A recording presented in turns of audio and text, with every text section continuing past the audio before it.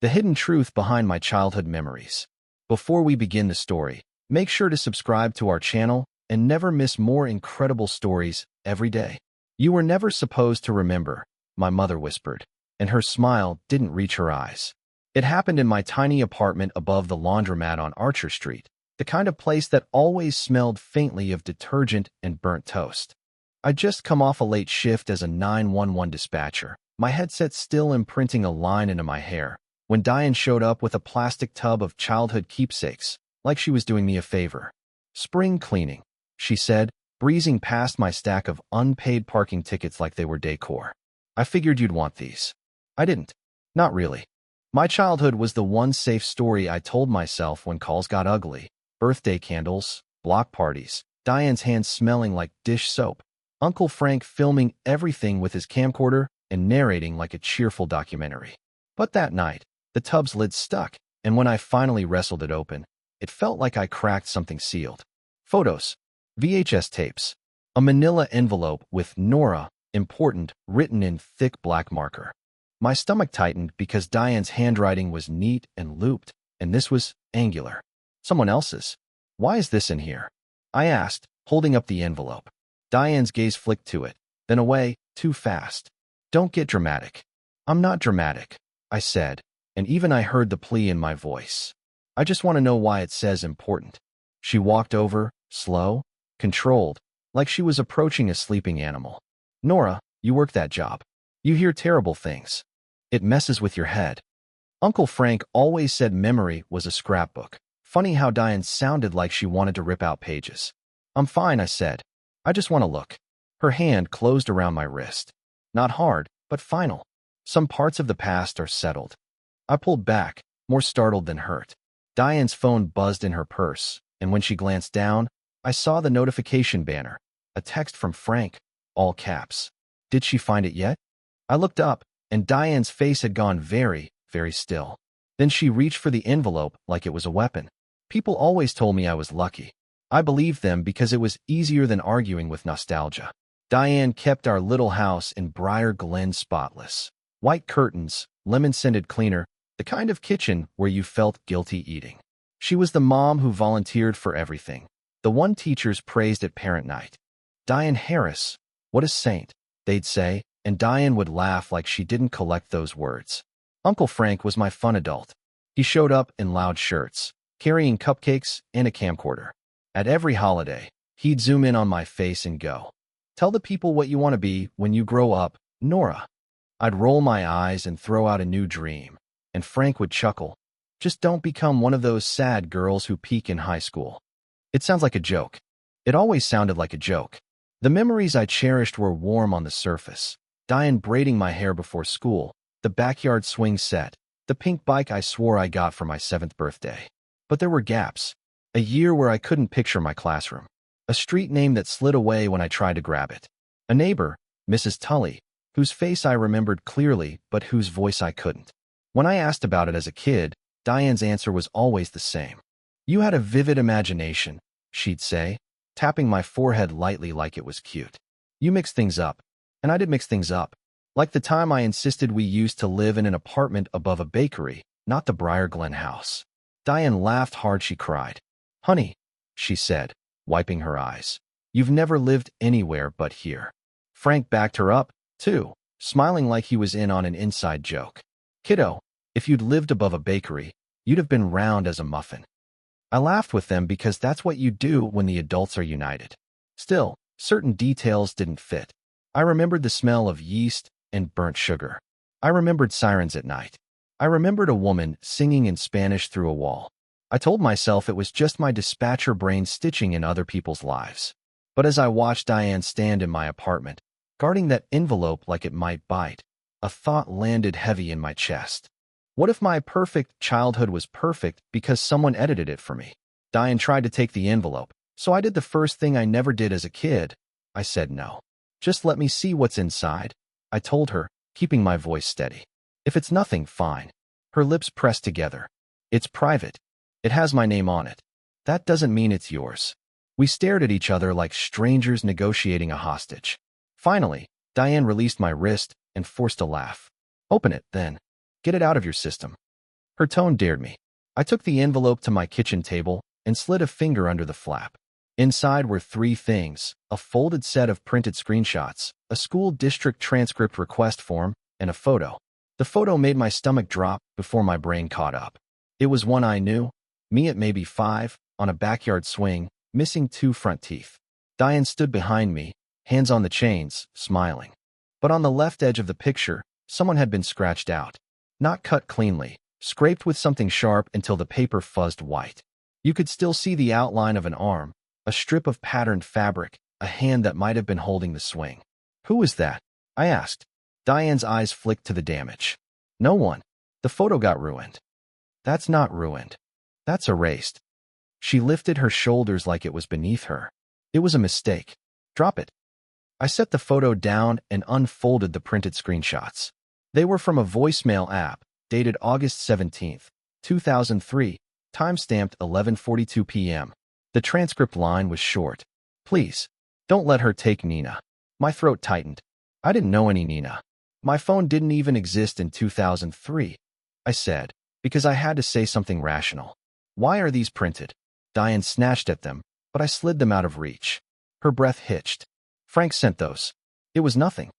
If it was nothing, why hide it in a tub? She looked past me, toward the window, like she could escape through the glass. Nora, you're tired. You're making a story out of static. I pointed at the date. Then explain why someone begged you not to take Nina. Diane's voice dropped to a whisper. Because Nina was never supposed to be your problem. And then her phone buzzed again. This time an incoming call labeled Frank.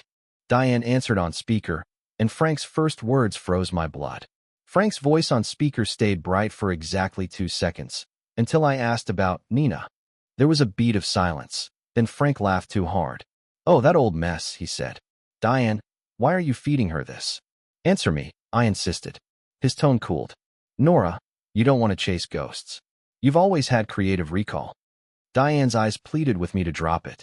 I didn't. Frank exhaled, irritated. You're exhausted. Get sleep and therapy, not conspiracy. Diane ended the call with shaking fingers. The way her hand hovered afterward, like she'd just slammed a door on someone screaming, told me everything.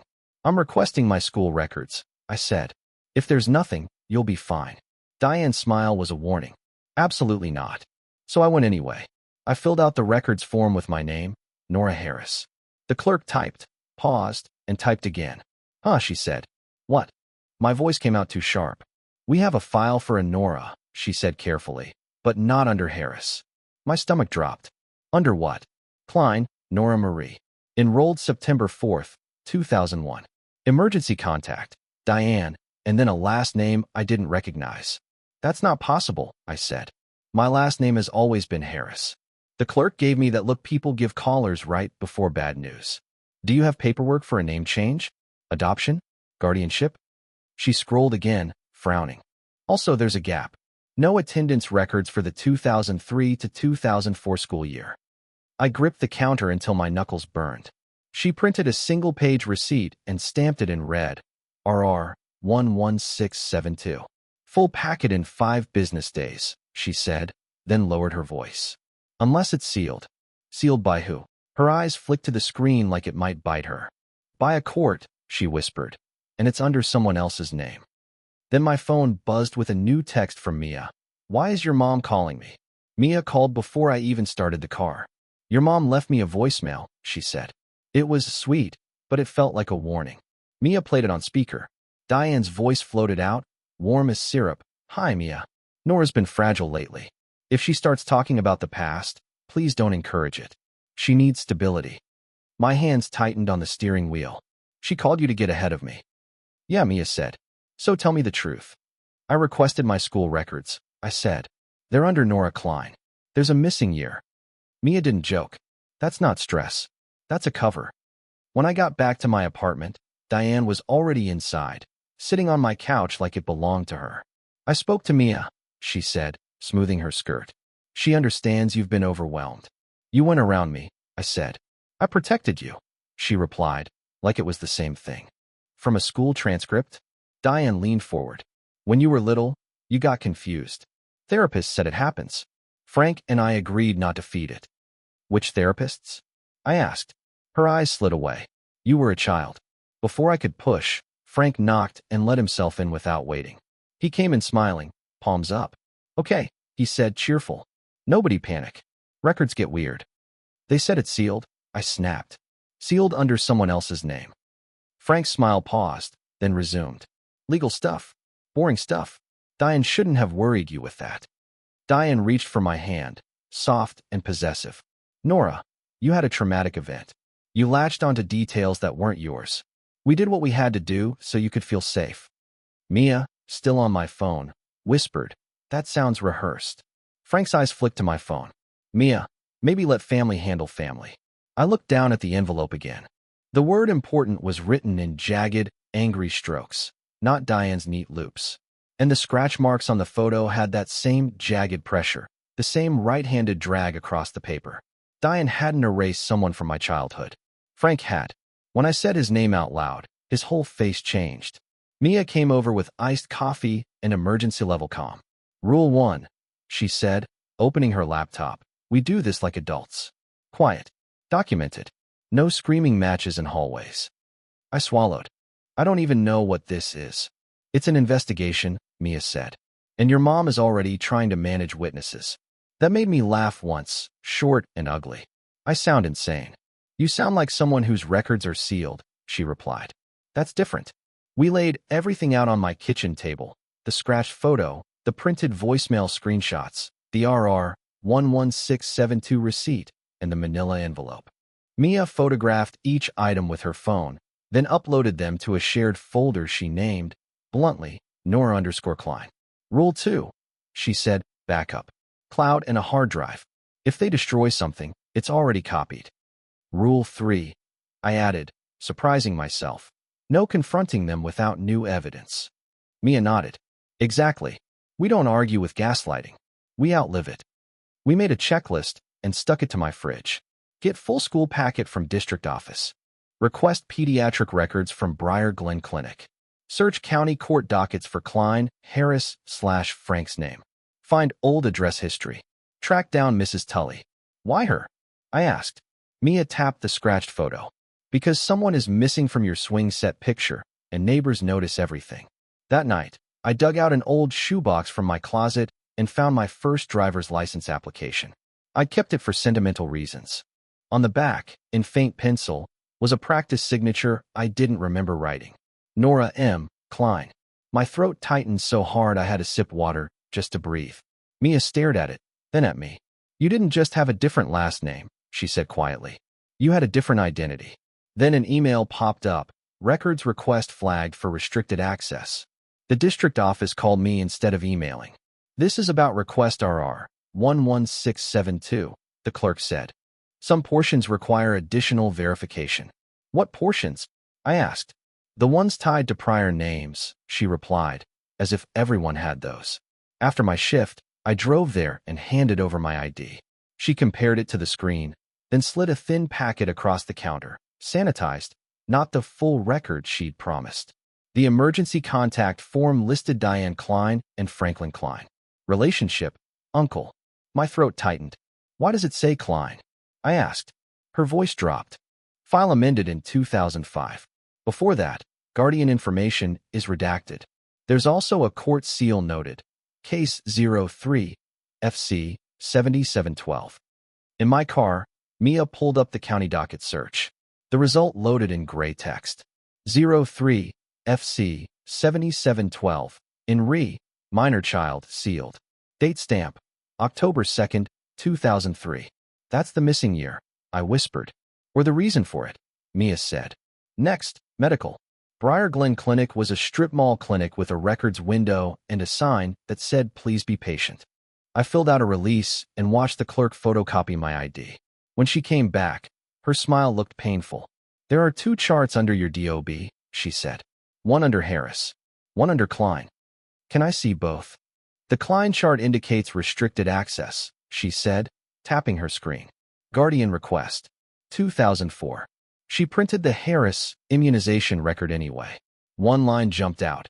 MMR vaccine date typed as September 14th, 2004. Then overwritten in pen to September 14th, 2002. Different ink. Different handwriting. Someone trying to move me through time. At the bottom, a barcode sticker read P number 44819.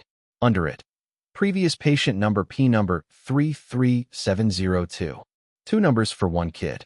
Outside, Mia snapped photos of the record and uploaded them. "This isn't you misremembering," she said. "This is somebody rewriting." My phone vibrated with a new voicemail from an unknown number. The auto-transcript preview made my stomach flip. "Nora, it's Mrs. Tully." I didn't remember Mrs. Tully's voice, but the second I hit play, my body did. "Nora," she said, breathless, "I'm sorry. Diane told me never to call you." Mia pointed at my phone like it was evidence. I put her on speaker. "Mrs. Tully," I said, "what do you remember?" A shaky inhale. "You didn't live in Briar Glen first." My skin went cold. "Where did I live?" "Above the bakery on Archer Street," she said. "I was next door." "Your mom worked nights." She sang in Spanish through the wall while she cooked. The smell of yeast and sirens flashed through me, sudden and sharp. "What was her name?" I asked. "Elena Klein," Mrs. Tully whispered. "Klein." The school file. The locked medical chart. The voicemail begging someone not to take Nina. "Were you calling me Nina?" I asked, barely audible. "Yes," she said quickly. "Everybody did." "Nina Klein." My throat closed. Why would that change? "There was an accident," Mrs. Tully said, voice cracking. "October 2003. The sirens you remember? Those were for your building." "For me?" I asked. "For the baby," she corrected. "Your sister. The little one." My sister. The word didn't fit in my mouth. Diane had always said I was an only child. Mrs. Tully sniffed. "After that night, they told people Elena moved away." "But she didn't just move." Mia leaned close, eyes hard. "Ask her about Diane." "Mrs. Tully," I said, forcing air into my lungs. "What was Diane to us?" A pause so long I heard her television in the background. "Then, she was your aunt." My vision blurred. Why would my aunt become my mother? "Because Frank came with a social worker," Mrs. Tully whispered. Elena was screaming. Diane kept saying, "It's for her own good." Mia's hand clamped on my forearm.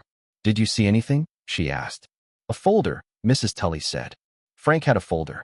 And Diane carried your little pink bunny backpack." I still had that backpack in my closet, like it was a lullaby made of fabric. Mrs. Tully's voice dropped. "They changed everything after. Even the tapes." Frank cut the sound. "What tapes?" I asked. "The birthday video," she said. "The one where you ask where the baby went." My heart slammed once, hard, as if it recognized the lie before I did. That night, Mia and I sat on my floor with my laptop between us, chasing dates like they were fingerprints. We pulled county property records for Archer Street. The old assessor archive listed a 2003 owner name, Elena Klein, with a mailing address that matched the one I'd misremembered for years. So the bakery wasn't a fantasy. Mia searched newspaper archives. October 2003 plus Archer Street, plus fire plus infant. A grainy City Herald clipping appeared. Kitchen fire displaces mother and two children. One infant hospitalized. No names. No follow-up. But the date, October 1st, 2003, sat one day before the sealed court stamp, October 2nd, 2003. My missing year suddenly had edges. "If I was Nina," I said, "why do I remember being Nora?" "Because someone repeated Nora until it replaced everything else," Mia said. "That's how people survive." We dug through my keepsake box for anything official. Most of it said Nora Harris, library card, report cards, dentist reminder postcards. But one preschool drawing, dated 2002, had a name in my own crayon at the bottom. Nina. The letters were shaky, child-proud. Mia opened the county e-filing portal and searched Klein plus guardianship. Buried between parking disputes and old tickets was a line item. 2004, GD, 1903, guardianship petition, filed under seal, minor. The filing date matched the overwritten vaccine entry at the clinic. "So you didn't just get renamed," Mia said quietly. "You got reassigned." "But why erase Elena?" I asked. "Why erase a sister?" Mia didn't answer because the question had teeth. If Elena didn't move away, then something else happened. Something that needed paper locks and sealed doors. At 1:12 a.m., Mia found the only unsealed piece, a fee receipt attached to the guardianship case. It listed the payer, the method, and the amount. Payment received, Franklin Klein, cashier's check, $3,500. 00. Frank paid money to seal my childhood. I stared at the screen until my eyes watered. He's not just hiding a mistake, I whispered. He's hiding a choice. Then an email hit my inbox. 03. FC 7712 status conference scheduled. Diane didn't wait for me to call. She showed up at my job. I work in a glass-walled 911 center. Visitors stand out. My supervisor waved me over, eyebrows raised, and there was Diane in her bright cardigan, wearing concerned mother-like armor. "You haven't been sleeping," she said, loud enough for nearby coworkers. "I'm worried." It was a performance. "Nora is fragile. Nora is unreliable. Don't do this here," I muttered. Her smile stayed sweet. "Drop the records request. I'm allowed to know my own life." Diane's fingers tightened on my arm. "You are allowed to be grateful." I walked away before I said something that would get me written up. By the time I got home, my front door was ajar. Mia was inside, pale. "It was locked when I left," she said. The tub of keepsakes was dumped across my rug like someone had shaken it for secrets. My spare key hook by the door was empty, too, like a message. The manila envelope was gone. So was the scratched photo. I called Diane. She answered instantly. "Hi, honey." "Give it back," I said. "You're scaring yourself," she replied. "I'm helping. You broke into my apartment." "I have a key," she said, calm. "I'm your mother." "No," I said, and the word hurt on the way out. "You're not." A long, sharp silence. Then Diane's voice turned gentle in a way that made my skin crawl. "If you keep doing this, I'll tell your supervisor you're unstable. You know what that job requires." My throat tightened. Dispatch doesn't forgive unstable. Mia opened our shared folder on her laptop and angled it toward me. "Everything we found is backed up," she said. "So we stopped negotiating." "What do we do?" I whispered. Mia typed one name into a search bar, Dr. Patel. "He signed the clinic line that got overwritten," she said. "If he helped lock the Klein chart, he can tell us who requested it." My phone buzzed with a text from an unknown number, a single photo attachment. It was the swing picture, unscratched, and a woman's hand was on my shoulder. Dr. Patel met us in a consultation room that smelled like sanitizer. "I can't give you restricted records," he said, palms open. But the lock wasn't medical. It was administrative. A guardian requested it. "Who?" I asked. He glanced toward the hall. The form listed Diane, co-signed by Franklin Klein. My jaw clenched. So Frank used his own last name to lock me away.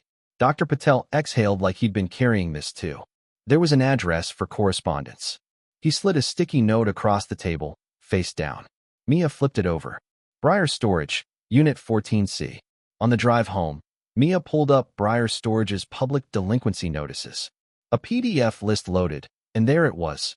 Unit 14C, Klein, Franklin, notice sent January 12, 2026. Balance due, $412. 18. He's late, Mia said. That means he's scared. Mia screenshot the PDF, circled the line, and emailed it to herself and me. "If he tries to deny the unit exists, we have the timestamp," she said. I stared at the date, January 12, 2026, and realized this wasn't ancient history. It was an active lie. Back at my apartment, I tore through my closet until I found the pink bunny backpack Mrs. Tully mentioned. The zipper fought me like it hadn't been opened in years. Inside were crayons, a plastic tiara, and a tiny key taped to the lining with yellow duct tape. My breath caught. The key had BS stamped on it. My fingers knew the weight of it, like I'd held it before and been told not to. An hour later, under Briar Storage's fluorescent lights and security cameras, a board employee ran the key through a scanner. "Yep," he said. "That's ours.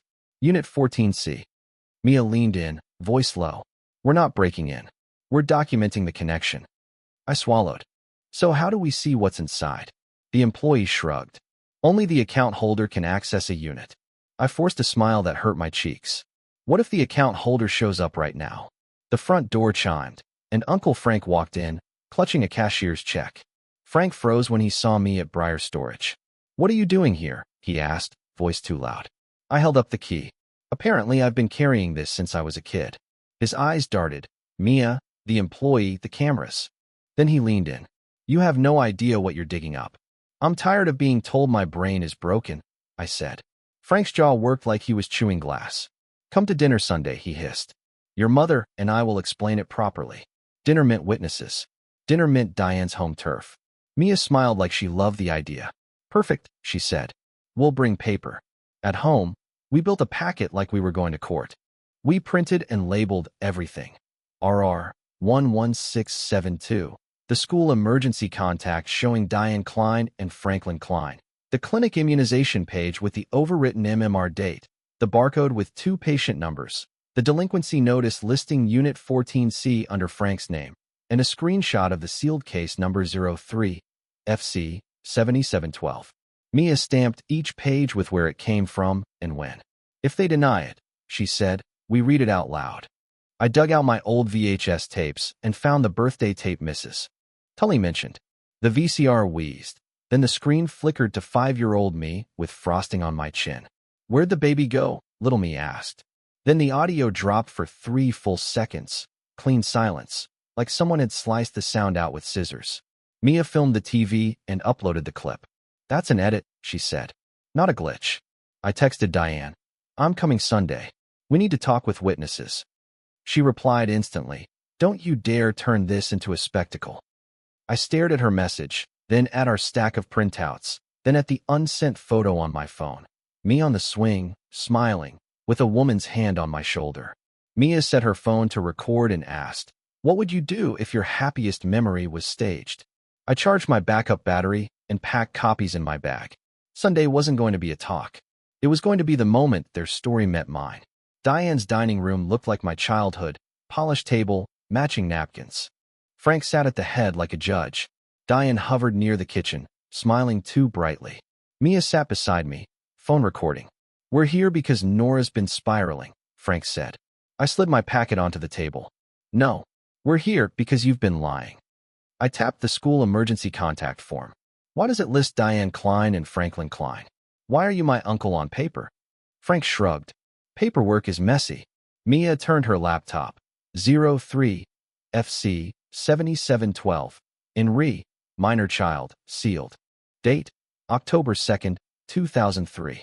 Sealed paperwork isn't messy, she said. It's intentional. Diane's smile cracked. Honey, I dropped the clinic page next, the overwritten vaccine date circled. And this? Who changed my medical dates? Frank started. To keep you. Then stopped when Mia's glare cut him off. I opened my phone to the swing photo, the untouched one with a woman's hand on my shoulder. Who is she? Diane's face drained. Frank's jaw tightened. I read the voicemail line out loud. Please, don't let her take Nina. Silence. Diane's voice came out small. Your name was Nina. The word landed like gravity. Who is Elena Klein? Diane swallowed. My sister, she whispered. Your mother.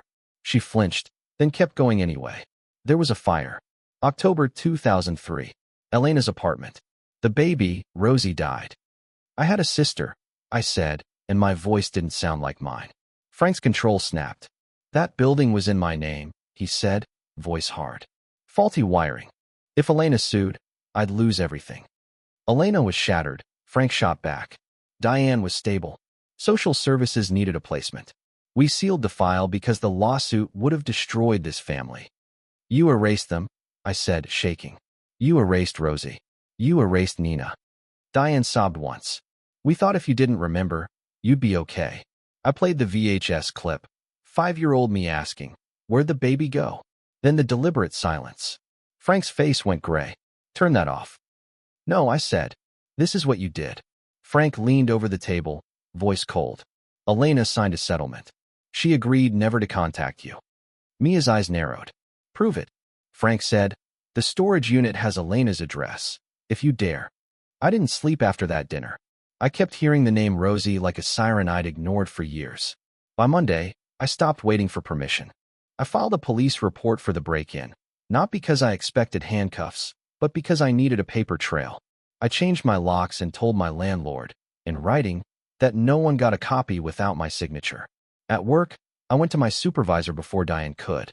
I played her voicemail to Mia and showed the screenshot of her thread about me being unstable. I'm fine, I said. I'm documenting harassment. He nodded once. If she comes again, security escorts her out. Mia helped me file a petition to access the sealed case as the named minor. We attached exhibits, RR 11672, the clinic patient numbers, the docket stamp, certified mail, receipts, backups, everything they'd trained me to think was too dramatic. Then we went back to Briar storage with a civil standby officer. Frank didn't show. Diane didn't show. The manager cut the lock after verifying the delinquency notice and my connection evidence. The door rolled up with a metallic groan. Inside, 3 plastic bins and a metal file box. My hands shook as I opened the first bin. Home videos. Photo albums. A stack of court papers clipped together. On top, a typed document titled, Settlement and Non-Disclosure, Elena Klein v. Franklin Klein. Amount, $125,000. 00. Date, December 19, 2003. My stomach turned. This wasn't for my own good. This was money. In the file box, Mia found an envelope addressed in careful handwriting. For Nina, when she's old enough. Not Nora. Nina. I stared at it for a long time before I tore it open. That night, I texted Diane and Frank the same sentence. Do not contact me again. Inside was a 1-page letter and, clipped to it, a printed address in another state. Mia squeezed my shoulder. You don't have to do this alone. I read the first line through blurred vision. Me, Nina. If you're holding this, they finally ran out of lies. I used to think memory was a camera. Point, click, keep. Now I understand it's more like a room. People can rearrange furniture while you're still living in it. The week after the storage unit, I moved through my days with 2 names in my chest. At work, I still answered calls from strangers on their worst nights, but I stopped pretending my own story didn't count. I started therapy with a quiet woman who didn't tell me I was creative. She taught me the difference between forgiveness and access. The petition to unseal 03 FC 7712 is still in motion. The court moves slowly, but paper trails don't vanish as easily once you know how to make them. Frank tried to call from a block number. I saved the call log and didn't pick up. Diane mailed a card that said, I did what I had to do. I photographed it, filed it, and didn't reply. Here's the part that surprised me. I can miss the mom I thought I had and still refuse the woman who lied. Grief isn't just for death. It's for stolen years, for Rosie, for Elena, for Nina, for the version of me that never got to ask questions out loud. Mia helped me digitize the tapes. We left the edits visible. We didn't fix them because the gaps are part of the truth. On one clip, you can see Frank's shadow cross the screen right before the audio drops, like a hand reaching in to mute a child. If you're reading this and something in your past feels slippery, write things down. Screenshot dates. Request records. Ask for reference numbers. Tell one trusted person what you're doing. The people who benefit from your confusion will always call you dramatic. The last thing in Elena's envelope was a postscript, written smaller, like she was afraid of being heard. Tell her I never stopped looking for her. I taped that line above my desk, right next to my dispatcher badge. Not because it fixes anything, but because it anchors me to something real. And for the first time, my perfect childhood isn't my comfort story anymore. My comfort is knowing I can survive the truth.